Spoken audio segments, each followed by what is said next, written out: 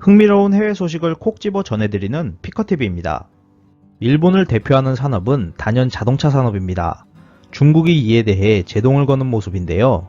치명적인 결함들이 많았음에도 인기가 높았던 일본차가 중국 당국에 혼쭐난 모양입니다. 이에 대해 알아보았습니다. 28일 TBS 뉴스에 따르면 일본 대표 기업인 도요타 자동차가 중국 정부로부터 독점금지법 위반으로 13억 7천만 엔의 벌금을 부과받았다고 합니다. 도요타 중국법인은 중국 당국이 문제를 제기한 2015년부터 2018년 사이 4년 동안 장쑤성 일대에서 딜러가 인터넷 판매를 하는 데 있어서 렉서스 판매가를 동일하게 맞춰라 요구하고 소매가에서 6% 넘는 할인은 하지 않도록 최저 가격에 제한을 두었다고 합니다.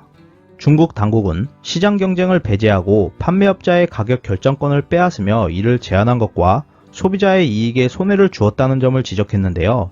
이 때문에 중국 당국은 도요타에게 2016년 장쑤성 내에서 발생한 매출의 2%에 해당하는 벌금액을 부과했습니다.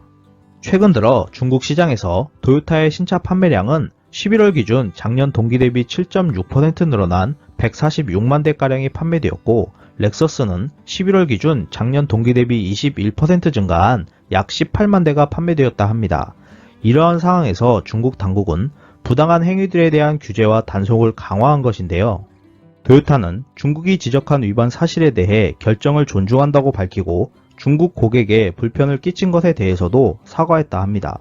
지난 6월 미국 포도 중국법인도 독점금지법 위반으로 벌금을 부과받은 적이 있었습니다. 지난 7월 24일 요미우리 신문은 렉서스 등의 브레이크 부품 결함이 있어 제동거리가 길어지는 위험이 있다고 보도했습니다. 8월 28일에는 도요타 코롤라와 렉서스 등의 에어백이 비정상적으로 폭발할 위험이 있다며 대량의 리콜 조치를 한 바 있었는데요.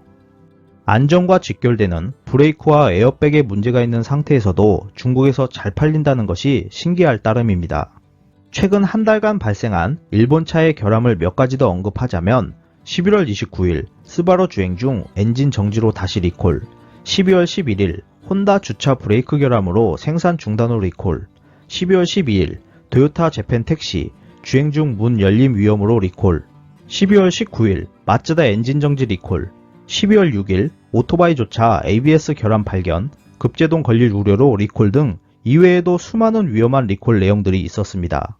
전 세계 모든 차들도 결함 한두 개씩은 가지고 있겠지만 일본 차가 무조건 튼튼하고 우수하다는 말은 이제 통하지 않을 것으로 보입니다.